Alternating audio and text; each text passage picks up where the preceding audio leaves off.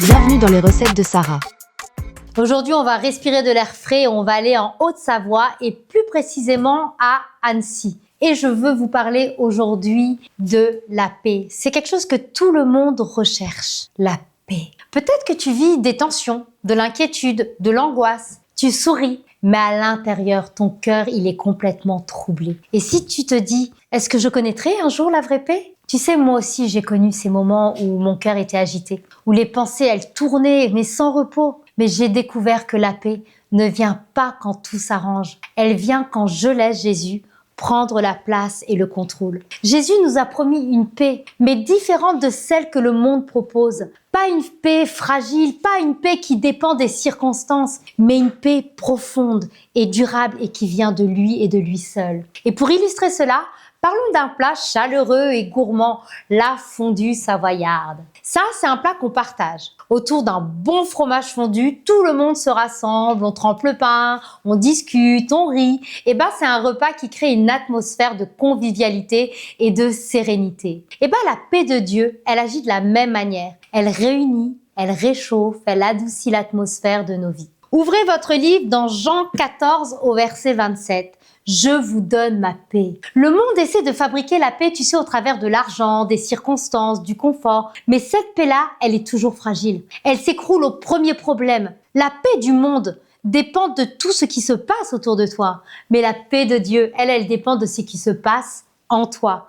Elle change pas avec la météo et les circonstances, non, parce qu'elle vient du cœur même de Jésus. La paix que Jésus donne, c'est une paix qui reste, même au milieu des tempêtes. Et c'est un peu comme cette fondue. Tu sais, quand le fromage, il fond doucement, tout est uni, tout est lié et rien n'est séparé. Et de la même manière, la paix de Dieu, elle relie ton cœur, rassemble tes pensées et fait disparaître les tensions. Alors pour cette recette, tu auras bien sûr besoin de ce fromage que tu vas faire fondre. Alors tu peux prendre aussi de l'emmental ou du comté, à toi de choisir. Et ça, c'est vraiment la diversité des situations que Dieu unit dans sa paix. Il te faudra aussi du vin blanc. Ça, c'est le souffle du Saint-Esprit. Et puis du pain coupé en tout petits morceaux. Tu sais, ça, c'est un peu nos vies. Elles sont appelées à plonger, alléluia, dans la paix. Et puis de l'ail. L'ail, tu sais, ça rappelle ce goût qui est profond, intense. Et il est temps de préparer notre fondue. Il va falloir que tu frottes l'ail. Ça, c'est vraiment une invitation. T'invites Dieu à marquer ton cœur de sa présence.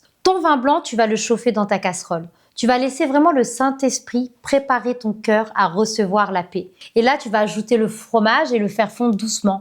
Parce que quand tu confies tes situations à Dieu, il les unit dans une harmonie de paix. Et là, tu trempes tes petits morceaux de pain. Toi, tes proches, ta communauté, vous êtes invités à plonger dans sa paix et à la partager ensemble.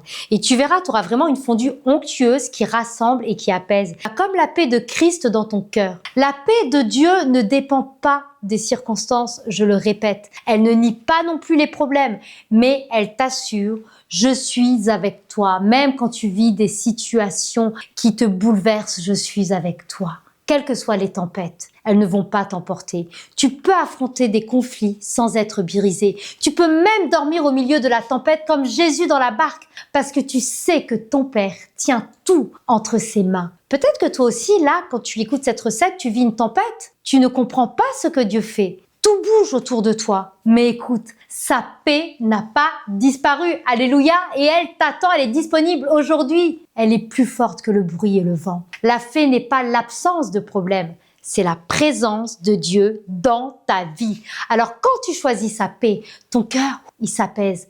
T'es plus ballotté par les inquiétudes. Tes relations deviennent légères. Car tu n'es pas dans la peur, mais dans la confiance. La paix, elle attire aussi, tu sais, les autres autour de toi. Les gens sentent une atmosphère différente et ils veulent savoir pourquoi tu gardes cette sérénité vu tout ce que tu traverses. Mais par contre, si tu refuses la paix de Dieu, tu laisses rentrer l'inquiétude, tu seras toujours troublé. Ton cœur va être agité, tu vas être amer, tu chercheras des solutions dans le monde, mais elles seront toujours temporaires et tu risques de passer à côté du repos profond que Jésus voulait déposer en toi. Alors fais cette prière avec moi. Seigneur Jésus, merci pour la paix que tu me donnes aujourd'hui. Je veux me reposer, Seigneur Jésus, dans tes bras. Je dépose mes inquiétudes, mes angoisses entre tes mains. Seigneur, apprends-moi à me reposer en toi. Même dans la tempête, Seigneur, remplis mon cœur d'une paix profonde et durable que rien, mais rien, ni personne ne pourra me voler. Amen. Amen. Oui, le monde peut te donner une paix fragile, mais Jésus aujourd'hui t'offre une paix éternelle, une paix qui ne dépend pas de ce qui se passe autour de toi, mais de sa présence en toi aujourd'hui.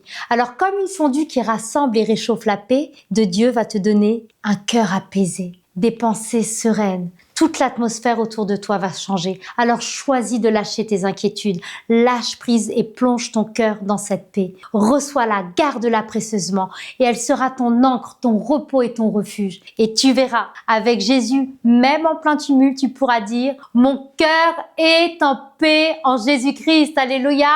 Mon cœur est en paix. Je te dis à très bientôt pour une recette de Sarah pour une vie restaurée et épanouie.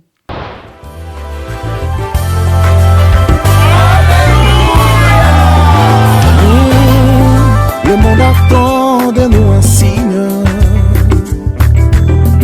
la révélation de tes enfants.